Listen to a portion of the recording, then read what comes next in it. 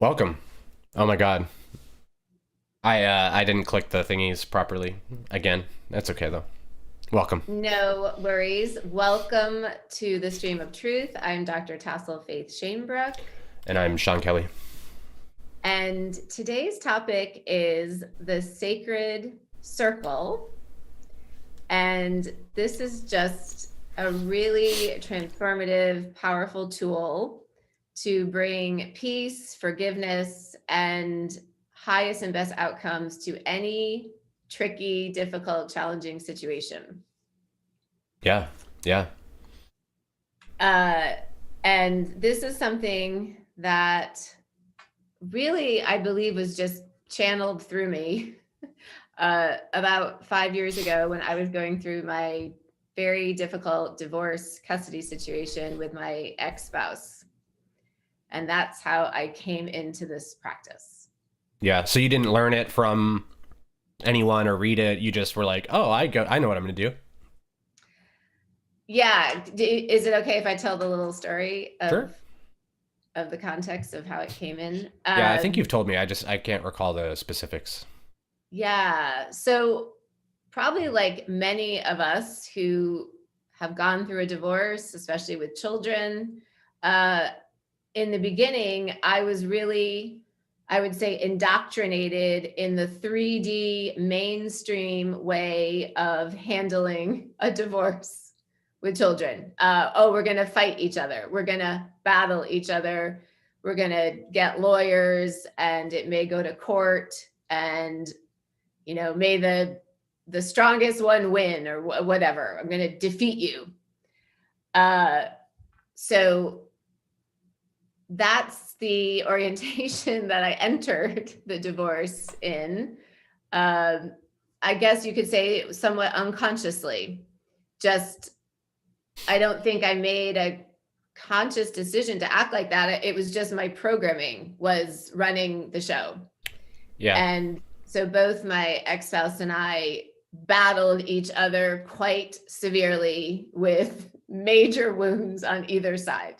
It was like a bloodbath, basically.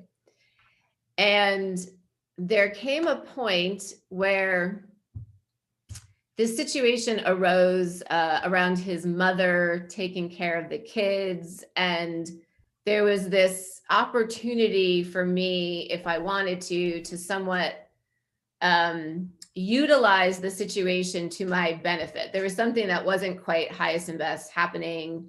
She wasn't doing anything wrong. It was basically there wasn't a car at the house when she was there because at that point she wasn't driving. So she wasn't doing anything wrong or anything.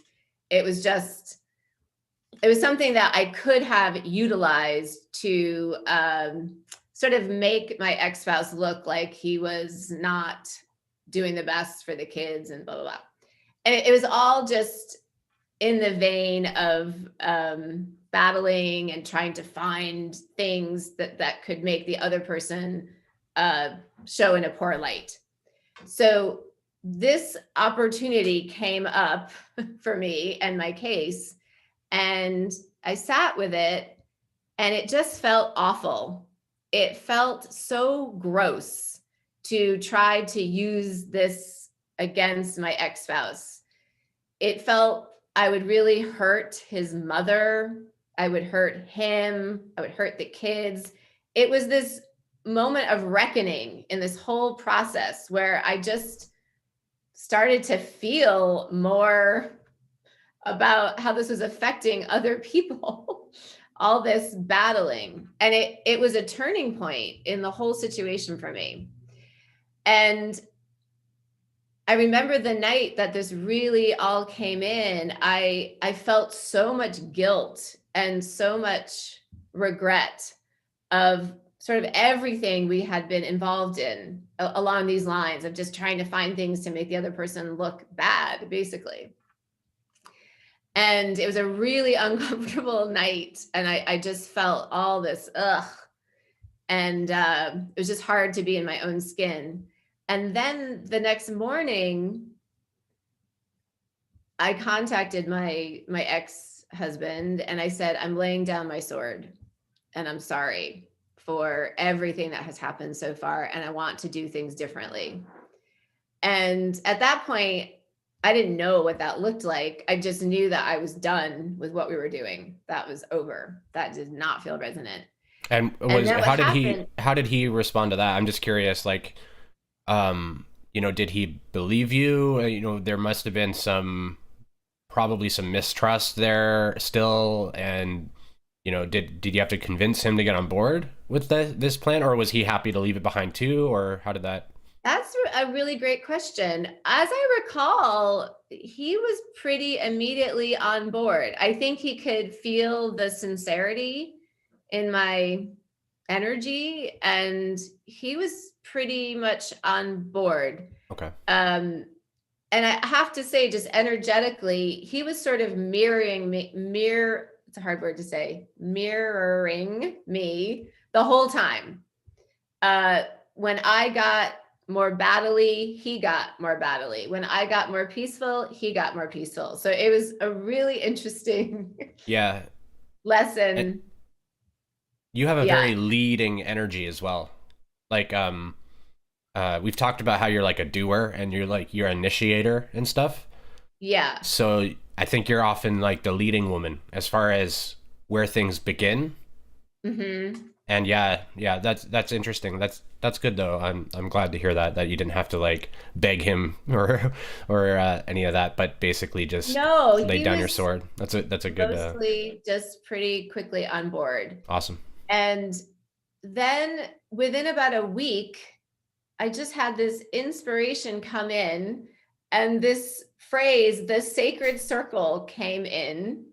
And I believe it was from spirit. And the idea was, let's sit down in my house. Let's light some candles. I'll have some Palo Santo. We can smudge the air. And I'll lay out some crystals, and let's invite God, spirit, to be with us. And let's talk as much as we can from our heart, and what we each would like moving forward in this custody situation. And let's see if together with God, a solution can come in. So that's what I asked him to do. Oh, and before that, I'll just say, before we started the Sacred Circle, I also had this inspiration, I believe from spirit, to do a Ho'oponopono ceremony with him and our 3 children. So I did that first. I did that actually on my birthday that year. And I invited them all to come to my house, and we did that. And then we started the Sacred Circles. So that, I think, also was probably energetically an important piece. And so what happened was, for about 10 weeks, my ex-husband would come to my house. We would sit in the Sacred Circle and we would share. And at the end of about 10 times doing that, about 10 weeks later, this really perfect, it felt like a miracle solution to our custody came in. It was this little, like, it was a legality that was a little bit of a loophole that worked like perfectly to serve each of our needs, or our preferences around the custody. We had kind of been stuck around the divvying up of the days, and this sort of miraculous little legality came in that just made it perfect for both of us. We both felt, this is perfect. This is a miracle. I can't even believe it's possible. So this was just, I don't mean to exaggerate, but it was a complete 180 for us. We were in bloody battle for like a long time, 12, 18 months. And there was so much acrimony between us. I mean, I think we could each hardly stand to see each other. And it seemed impossible that we would ever find a solution that we both were comfortable with. And then we went through this process, and really it absolutely, I think he would say too, it felt like a miracle, the resolution. that we came upon. I'm getting chills as I'm talking about this because I just think basically what we did was we gave it to God. We realized, okay, our human selves, we don't know. We're kind of at loggerheads. We each want this, want that. We didn't know how to solve it as humans. So basically we gave it to God, and we did it through this sort of ceremonial practice. So it was life-changing to experience that. Yeah. And then I'll just also share that the sacred circle did not end there. Probably for about 2 years after that, we continued to have some sacred circles here and there around things that were just still painful. A lot of it I was bringing up. I initiated these sacred circles, things that had been really painful in our marriage, things that were really painful during the divorce, some things that we were each doing that maybe wasn't the highest and best in the post-divorce situation. And I'll say my ex-husband, every time I asked to have a sacred circle with him, he agreed, and he would come and sit with me, and we would talk. And again, just so much peace was grown between us. Yeah. And so for me, I really, really think it was the sacred circle, and then my own forgiveness practice towards him. And I know he had to forgive me too. It was a mutual thing between us. Those two practices, forgiveness practice and the sacred circle, are absolutely what has brought enormous peace between us. Yeah.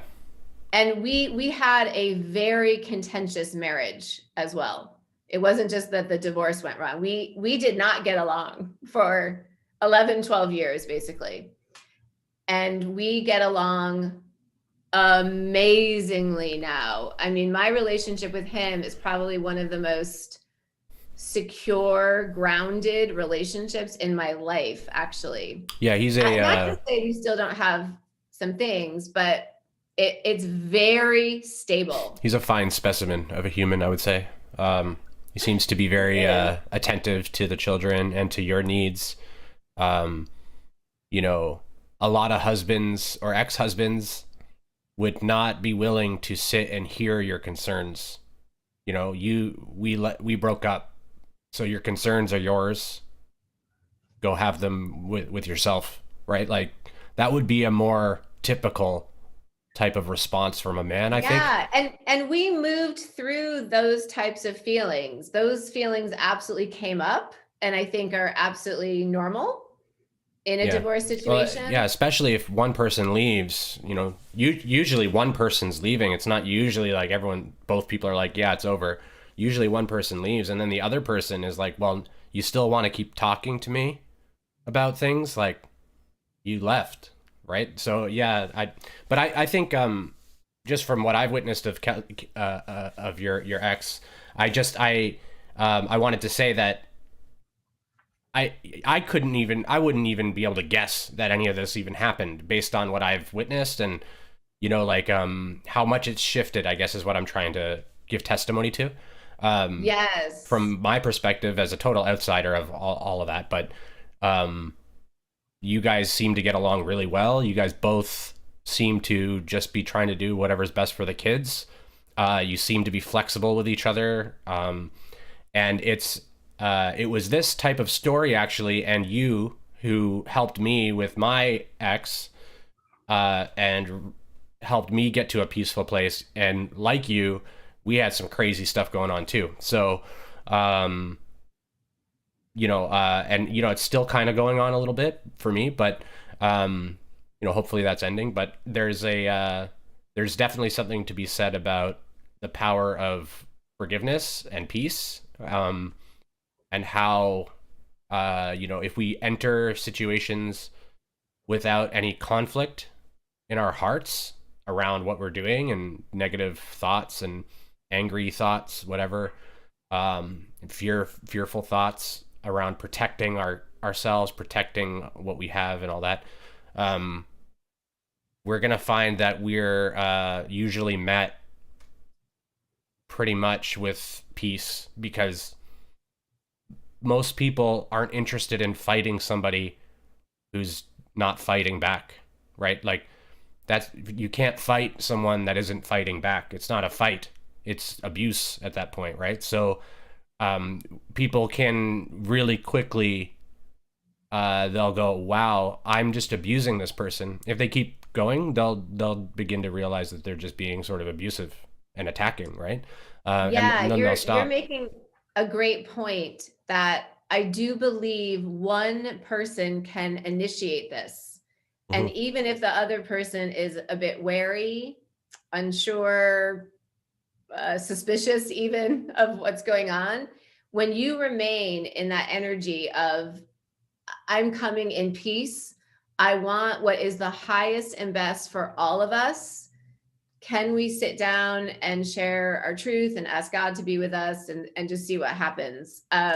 It's almost like your energy just washes over the entire situation, and you bring the entire situation into the energy of like hope and peace. Yeah, And what I also want to really emphasize is the great learning, the great initiation I had in this whole situation was this idea of highest and best for all. And it sounds so obvious and so common sense. Like, wouldn't we just always approach any situation that, oh, what's the highest and best for all? But that is not the that's programming not in the normally divorce our. It's not normally system. our orientation. It's not a normal orientation, I would say, at all. Most Yeah, people, it's not in our most society. people, self-interest first, and then Yes. hopefully self-interest aligns with others. Most people aren't out to hurt people too much, but they aren't necessarily out to make things better for everyone. They're more, focused on their self, usually, Yes, in and my I would experience. say I absolutely, in the beginning of the divorce, I was mostly just thinking of, well, what do I want? What is my preference? I was very much Totally normal, in I that think. orientation. Yeah. And it was through in the very beginning of my divorce, I kept getting this inspiration, Akashic records, Akashic records, Akashic records. It just kept ringing in my being. And then I eventually learned to go into the Akashic records, and that's where I learned highest and best. It Hmm. was like my guides in the Akashic records just tassel, highest and best. Here you go. This is the missing piece of your puzzle of your divorce custody situation. It's highest and best. That's what you need. Yeah. Um, so, and what I also want to emphasize is in the normal mainstream way that we handle any type of conflict. It could be a divorce. It could be, oh, there's a car accident and now I've hired a lawyer because I'm going to sue the person to get money for my injury. Any type of conflict. As we're saying, the human selves, the egoic selves, tend to battle and fight for their own personal interest.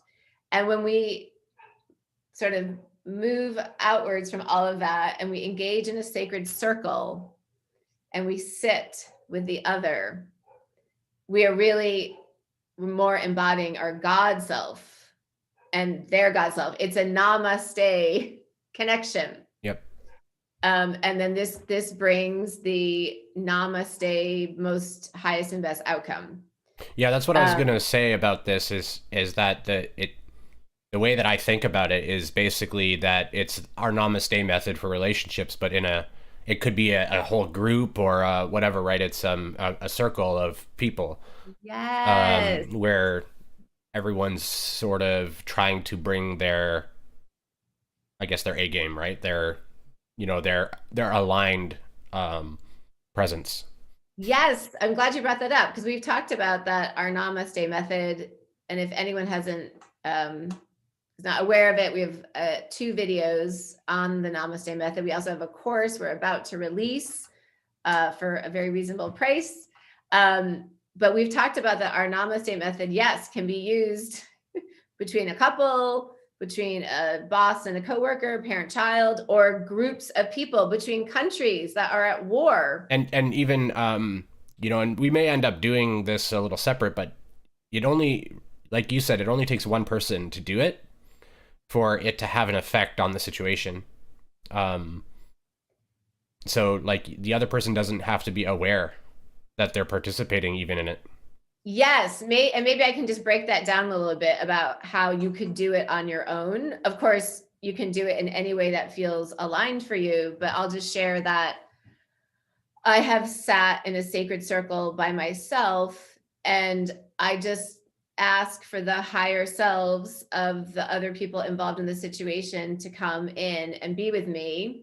And I just share the truth and listen to see if something comes in from these other higher selves. And this also seems to work. Yeah, I would say that that works too. And it's not much unlike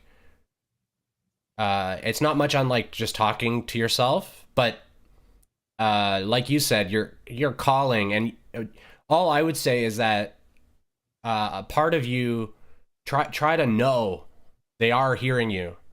Um, like I don't know if we've talked about this on the stream or not, but whenever we're entangled with someone, right, some other being, in some way, literally, if we got in a car accident with a stranger, we become entangled with this being.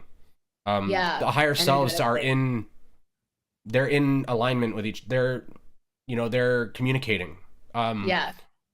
And there's arrangements being made. There's discussion happening, like conversation to make sure things go the way that seems to be the highest and best for both.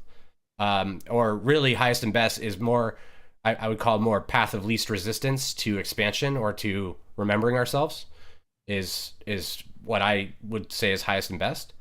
And the universe actually always flows in that. And so all the reason I say that is once you're entangled with people in any way, your higher selves and theirs are already in consort with each other.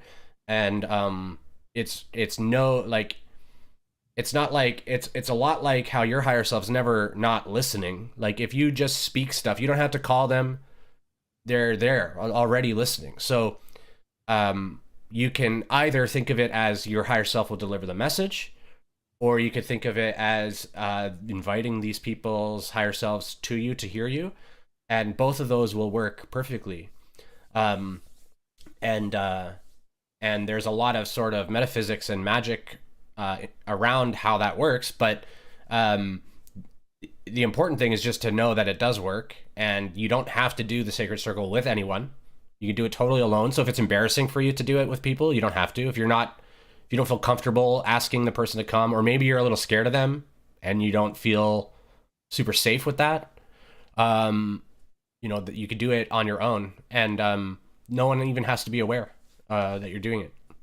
Yes. But to really do it well, you have to, I think, start to approach forgiveness, like to make it really, if you're still holding all the resentment and then just trying to pretend peace, like that is the same as being conflict oriented, right?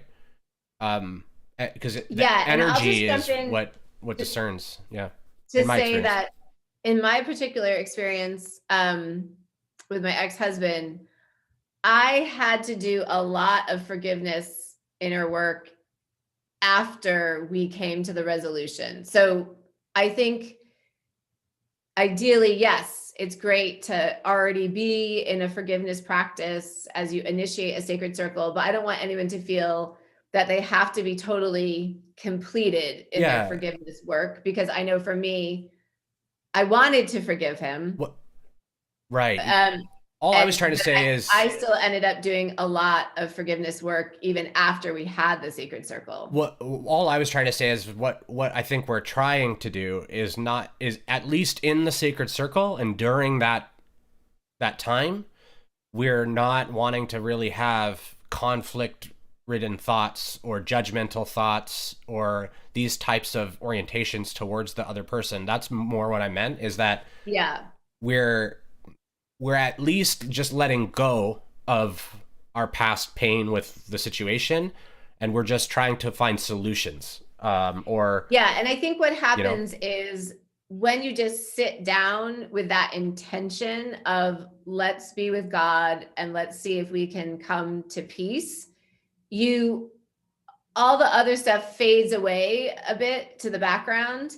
It may still be there. And like right yeah. after the sacred circle, you might have some stuff come up, Hmm. but like it sort of automatically happens when you're in that energy. Yeah, should, yeah. Yeah. We have a question, and so I have my answer for it, but I'm curious what you would say is, what does the ritual look like if doing this practice alone?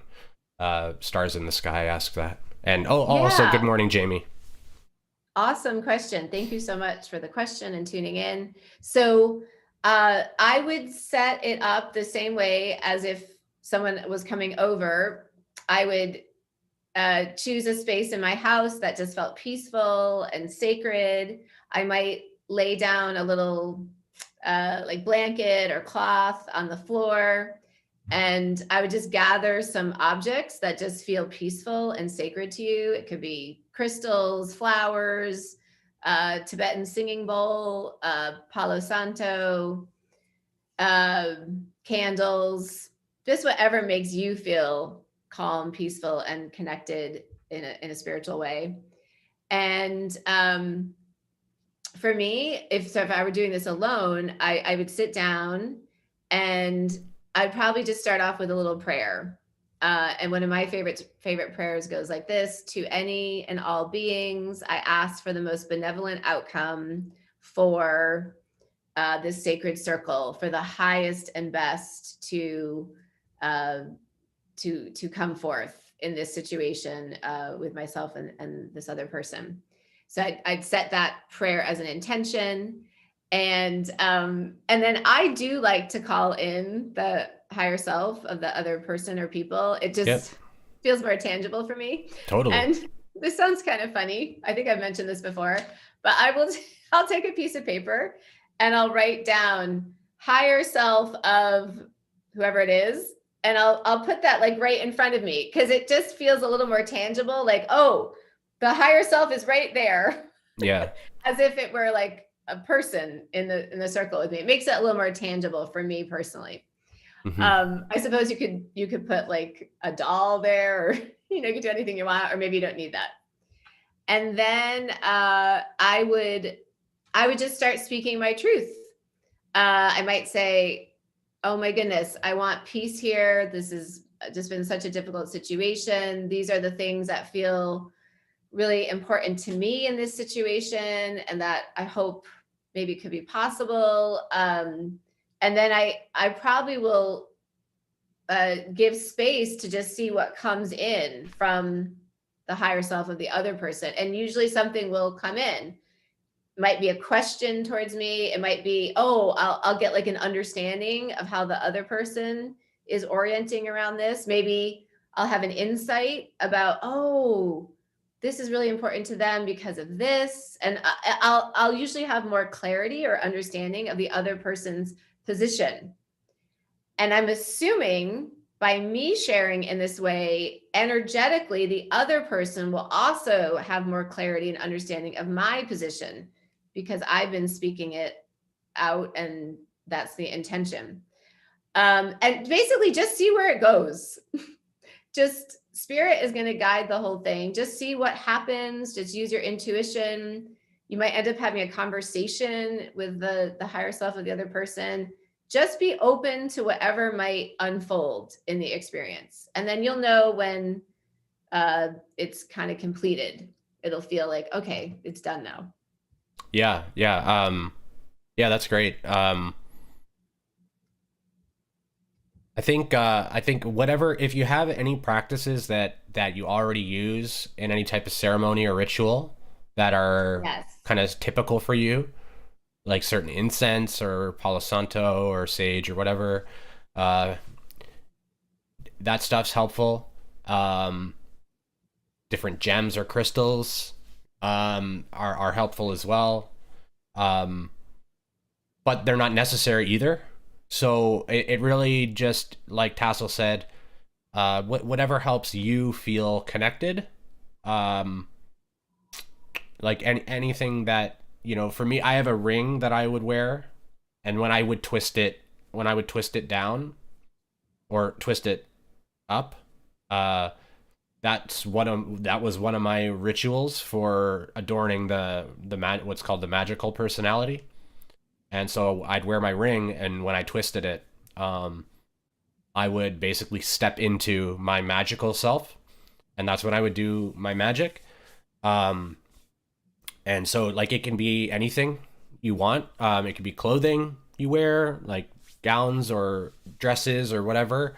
Um, it could be anything, and really just craft it however you want, and lay it. Literally, just try to, as humans, we tend to like to be prescribed, like, do this exactly. But honestly, you'll get the best results if you just sort of do what feels natural to you to do. And like when you're talking to the higher self, uh, you don't have to worry about offending them or any of that. So you just can let it out, and just ask, basically just ask, presume they're listening. So start with, I'm so grateful that you're listening to me right now, right? um Something like that, and just know that they are hearing you. uh and that's the main thing, know they're hearing you. And then whatever you can do to put you into a space of like peace, connectedness. Some people might just like to go out to the woods and do it. So whatever works for you, whatever makes you feel connected. And then however you want to phrase things, if you want to ask for information, you can, of course. Now, I wouldn't expect huge revelations necessarily from that, because um, their higher self's not going to want to infringe on the law of confusion. So they're not going to give you information that would infringe. What they'll do is they may give you some insights that help guide you and stuff. Like they may help for sure, or they may, like Tassel said, they may ask questions. They may show you visions. Depends on on you and how things go, but it's definitely worth doing with any conflict. Often, and I'll just say from my own experience, often when Tassel and I are in when we're in major fistfights, no, but when we're in like little conflicts, I'll do this. I'll do this. I've done it for like a whole hour once. I think I sat in the bath. I think I did it in the bath with what's that? There's an oil that I had put in the bath. Frankincense? No. No, it was patchouli. Patchouli? Patchouli. I had Yeah. patchouli oil in the bath, and I had a conversation. By the time I was done the conversation, the bath was cold, and like, um, it just went on and on. And I'm And really curious, what did you feel you were getting? You were having a conversation with my higher self? yeah, and I was expressing some of the feelings that I had. I can't even remember now specifically what I was talking about, because I do this a lot, so I don't even know which one this was. Yeah. But often when I'm doing this, I'll be talking about how, like, oh, I feel like disregarded, or I feel somehow something negative or whatever. Yeah. And while I'm doing that, you'll text me, "I love you, baby," or something as Oh, well. So interesting. it's as if the higher self is like giving a little nudge, and then you're like, "Oh, here's some love to like remind me," Oh. uh and stuff. It feels like that's what's happening. Um and so that reinforces my belief that this works as well. Because it happens often. Like, it happens often. I'm having a conversation with your higher self. I don't do rituals anymore. So I've sort of done a different type of thing, um where I now, instead of doing the ring, where adorning the magical personality, I just do it. and then I talk. So Yes, that's such a great point, because I think what we're saying is the sacred circle and the bit of the ritual that we've been talking about, as you said, they're absolutely not necessary. no, It they just, help get you they into that may frame. help as you start this practice to, in a way, give you a sort of more belief that this can happen. Because look, I'm setting this all up, I'm making this all I'm doing the special and thing. sacred. So Yeah. but so like in every religion, there are all these tools that people use just to do this, just to align. So the Yep. priest puts on the robes and the shaman has the drum, and Yep. every religious tradition has their own tools Hmm. to bring them into this state of alignment and connection with spirit. But as you're saying, at some point, probably once you've gone through that, you're just like, no, I'm just right now, I'm going to talk to somebody's higher self, because Yeah. you've It's experienced, you have more practice with it. yeah, it's different. I've talked to a few magical practitioners. I only know of one other person that is kind of does it similar the way I do. Most magic practitioners get very attached to the ritual and ceremonies, Mm-hmm. um, and then they continue to use them uh, because basically I think that they fear a little bit if they don't, it's not going to work. Right.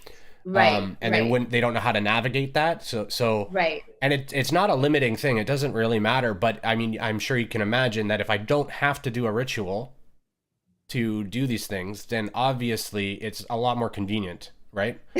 I, Yes. some of the Yes. people that I talk to spend 6, 8 hours a day in ritual or in ceremony. Oh, So, wow. That is a long time. um, yeah, and I spend a good 8 hours or so a day, uh, in purification. So um, there's, but I don't do ritual, so it's not apparent. It's not apparent to people that I'm doing anything. So it's a whole different type of magic practice.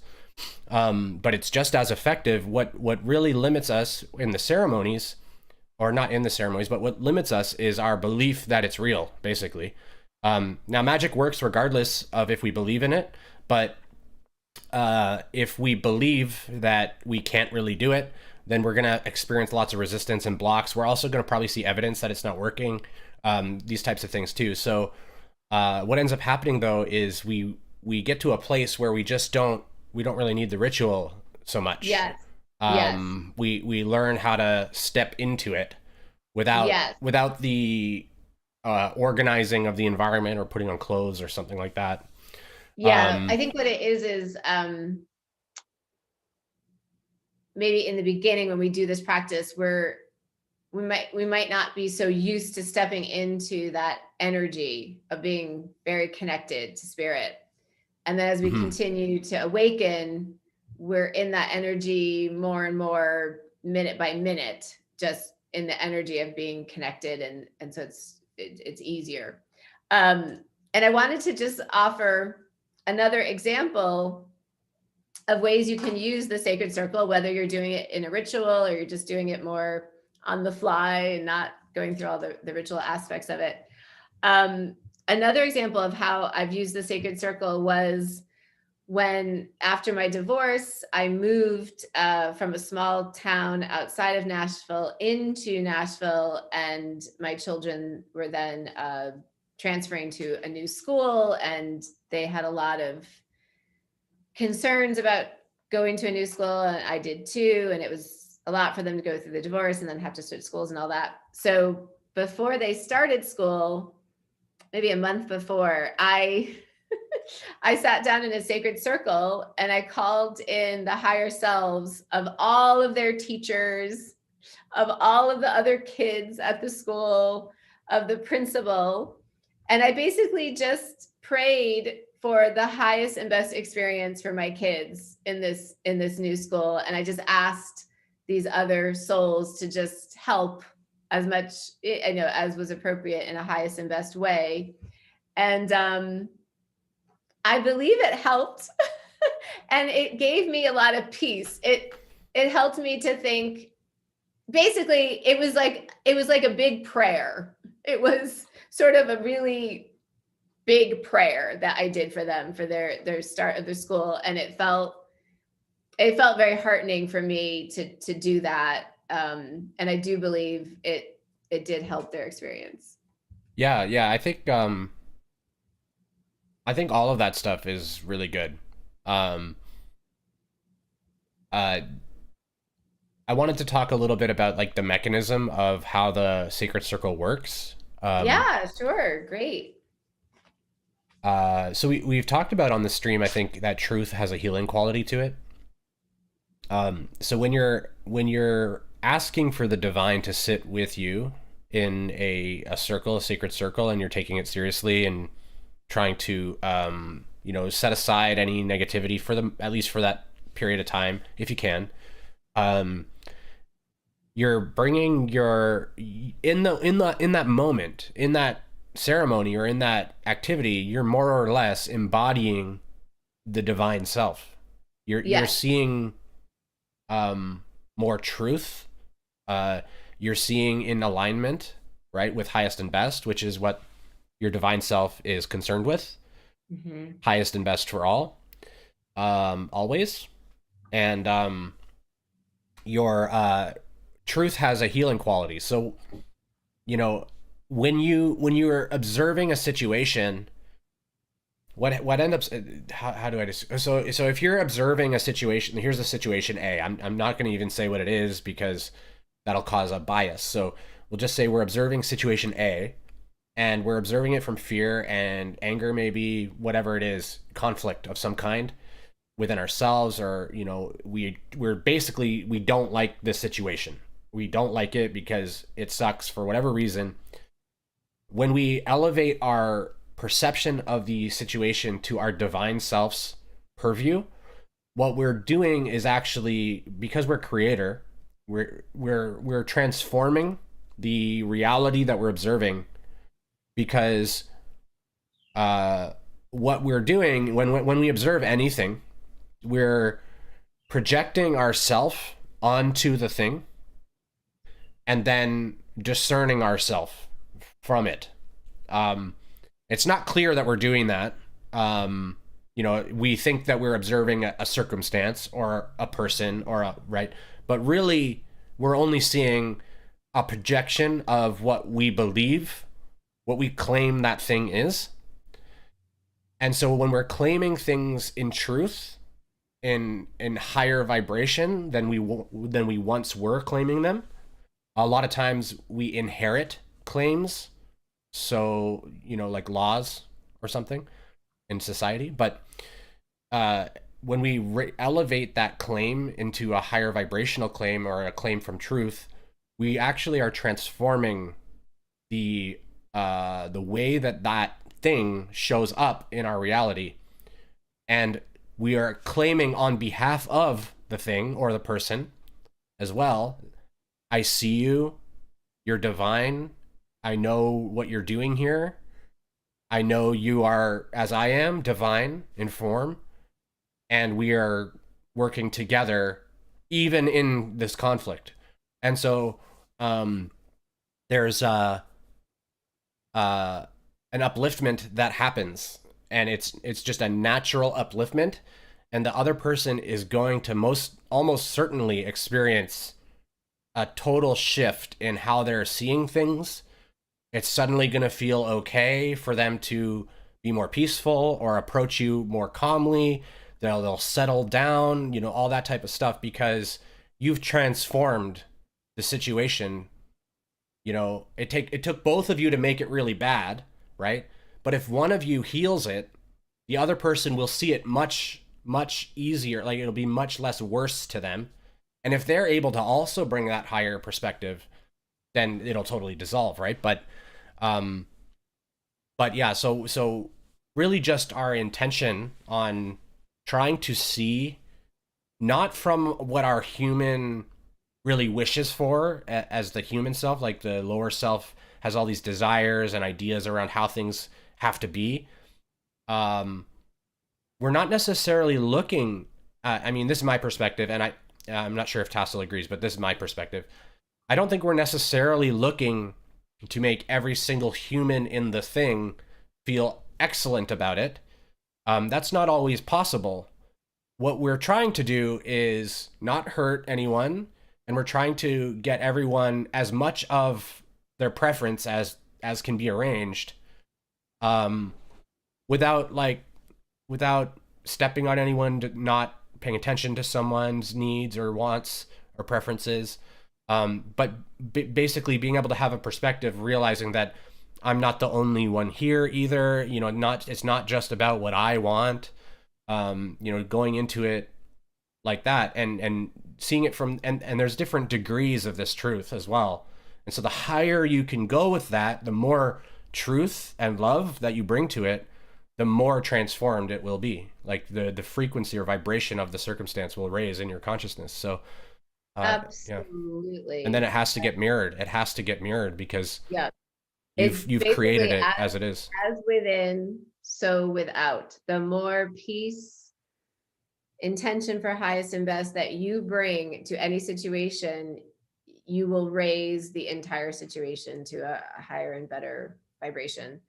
Um, and I wanted to say just a couple points from what you shared, which was beautiful, is letting the other person talk and listening and actively listening, meaning uh, reflecting back to them what they said, summarizing what they said, validating, empathizing. All this is all in our Namaste method, and it's all basic common sense.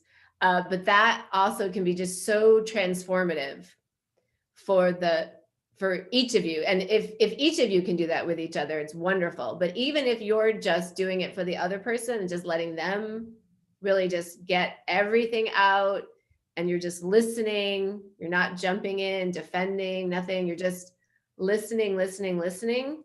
This can create so much peace to let the other person just say everything, and for you to bear witness and hold space.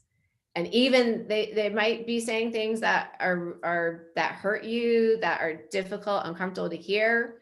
If you can hold space for that, you're helping the other person move it through them. You're helping them move more towards peace, Mm-hmm. because not everyone may be doing the inner work on their own. So Yep. sometimes the sacred circle can serve as a space for one or more people to do some inner work right there. And Yep. you can help facilitate that by just being an open space for them where it's safe for them to say anything. And And yeah. I just wanted to expand that because that's a really important point. This is actually how we heal the world as well. It's the same concept. We observe things and then we transform them from the fear that we inherited or claimed before into truth. And when we do that, we raise the frequency of that thing. And it becomes easier and easier for other people to notice the same perspective on these things. The more energized that is, the more people that are doing that, the more easier it is for consciousness to find a pathway to that perspective. Yes. And so it ends up healing and transforming the whole world ends up Yes. transforming. And a piece of that that comes to mind for me is that the whole time in my divorce custody situation, when I was battling it out with my ex-spouse, I felt horrible inside. I was in so much inner pain and conflict around what I was doing, because my ego or my fear wanted to do these certain things, thought I had to. And then the higher part, so it was like my lower self and my higher self were battling, basically. My higher self felt uncomfortable with it the whole time and knew it wasn't the path. My lower self, acting from fear, was in control. And I was somewhat just living in this awful space of feeling not great about what was going on at all. But then the lower self thinking, oh, well, this is just what it's like when you go through a divorce with children. And this is what What it's you like. do. That's why we feel bad. We feel bad because it's just such a horrible situation. But no, I was actually feeling bad because I was at war with myself. And so my point is that approaching these situations from peace and forgiveness and highest best, one of the most amazing benefits is you just feel at peace in yourself. You're Yeah. not at war internally. Yeah, that's the reason. That's the primary reason I would say to do this type of stuff. To try Yes. and you could do Yes. this. You could do this practice of seeing with truth with everything whenever you want. You know, it doesn't have to be a It's thing. complicated. Yeah, it doesn't Yeah. have to be a ritual at all. Yes. You can just look at the news and go, "Wow, that thing is horrible. I hate it," and then go, "Wait a second, what's going on here? What's the collective learning? What am I learning by observing this? What's the truth here?" Right? The truth is whatever, and elevate it, raise it, see it with your divinity, and then let go of the judgment of it, and you've done Yes. the See work. everything through the eyes of peace. Yeah. Um, I don't know why exactly. I just wanted to show this one little thing. I was driving my son to school today, and we passed a car, and there were two nuns in the car. And I get really excited whenever I see nuns. I just think it's so amazing that they've renounced all material and personal attachments and devoted their life to God and to service. And I was just like, they're amazing. And this phrase came in right after that. It was, I am a woman of God. And what I think was happening was I was like, I want to always be like the nuns, even though I live in the material world and I have personal romantic relationships and stuff, but I want to be like a nun. I want to always be coming from the godlike perspective. I want that phrase just feels really powerful to me. I am a woman of God. Like, even though sometimes it's really hard and my human self is like, wait, but I want this. Yeah. And I have to comfort my human self, but I want to come always from that perspective that I want to be in my God self. I do the exact same thing, but I think I'm Jesus here again.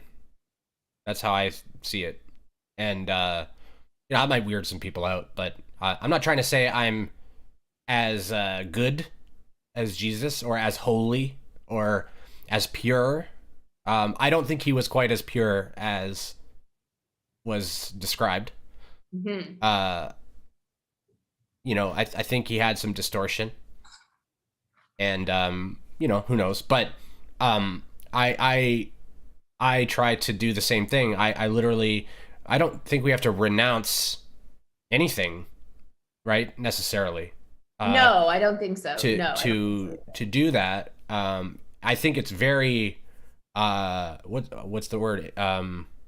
Admirable, or Yeah, that people do that, and yeah, that there is a certain like a devotion there that, purity. yeah, Yeah, for sure. But I don't think that's necessary.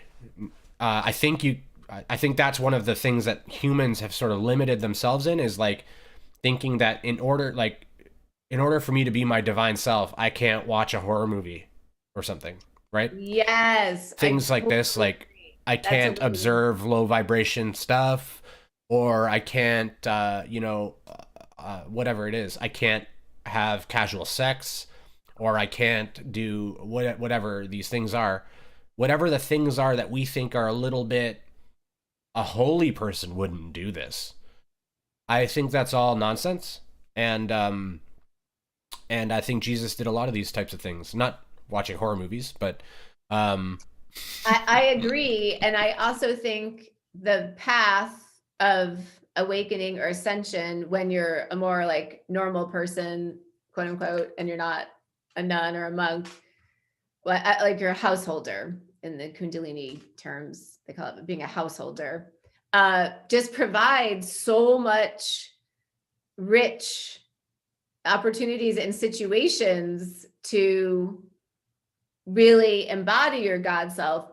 Because in some ways it can be challenging to it's be very in challenging. in the world, and to, try to always take the highest and best path.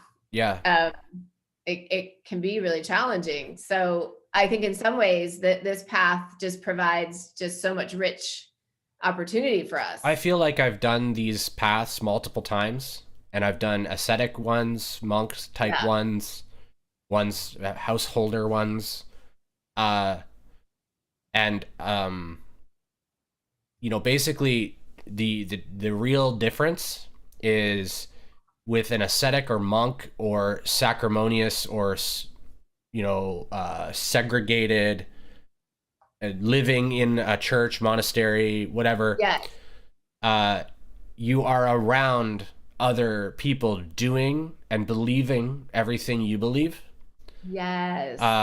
Everyone that is around you is more or less on board with what's going Yes. on, and uh, it's an easier way, I would say, to embrace your divinity.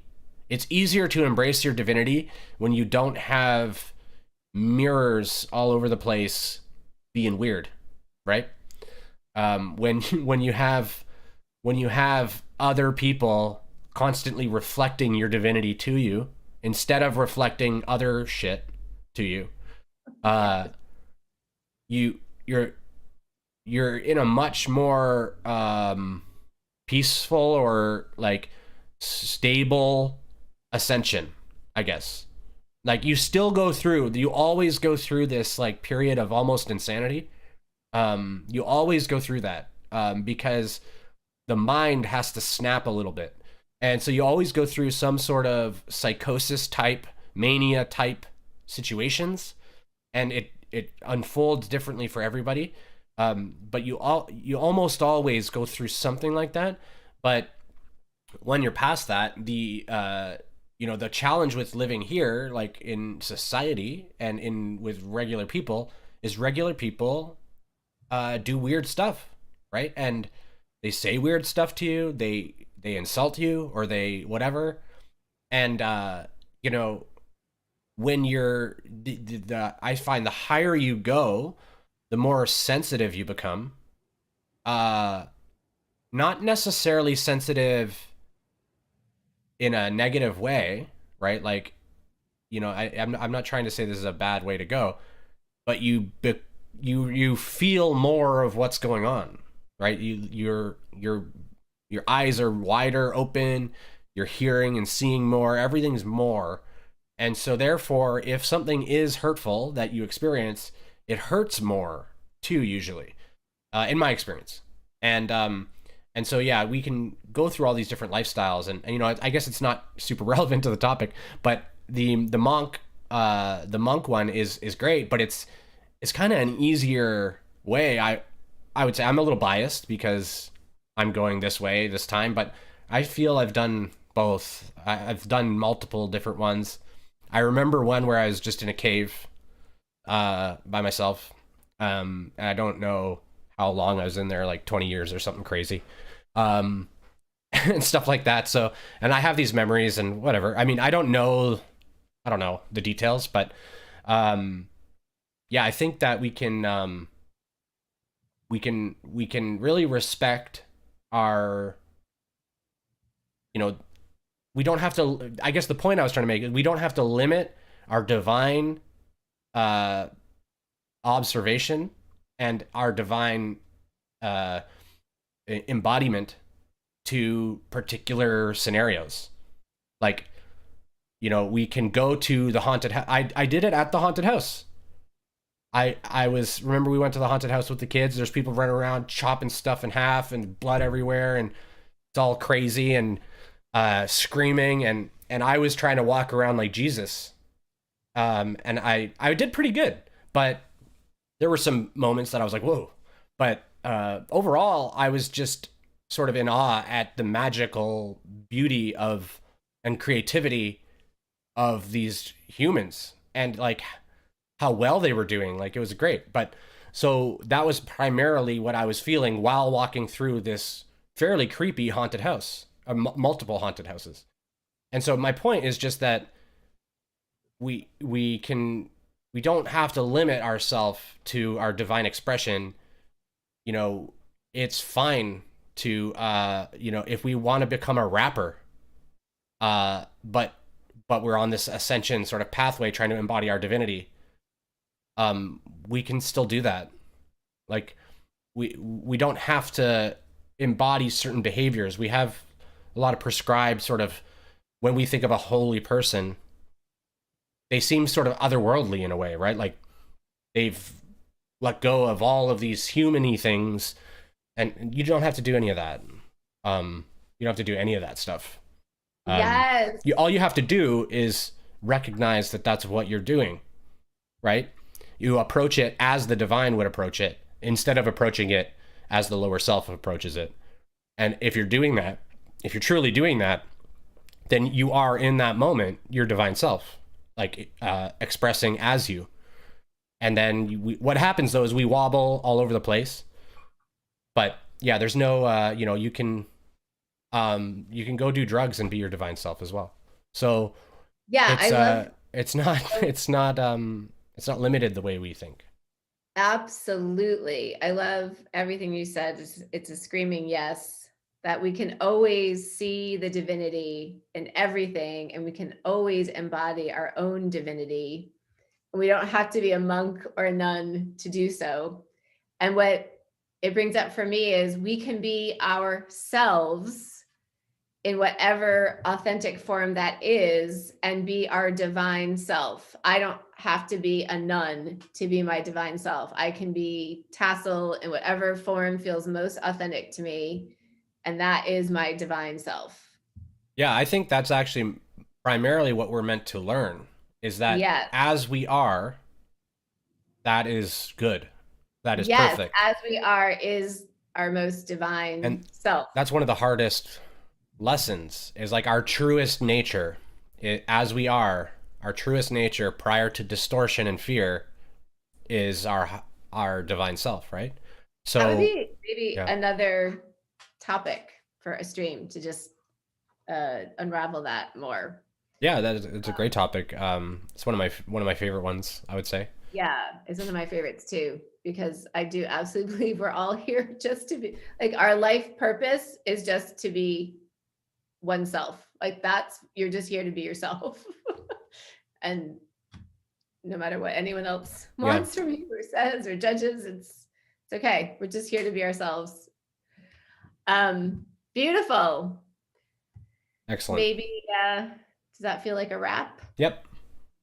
Okay, so thank you so much for joining us. If you enjoyed the video, if you feel like giving it a like or subscribing to the channel, that really helps our work. And we have an amazing Doctor and the Wizard Patreon community that is so much fun. It's growing all the time, and there's more information about that in the description.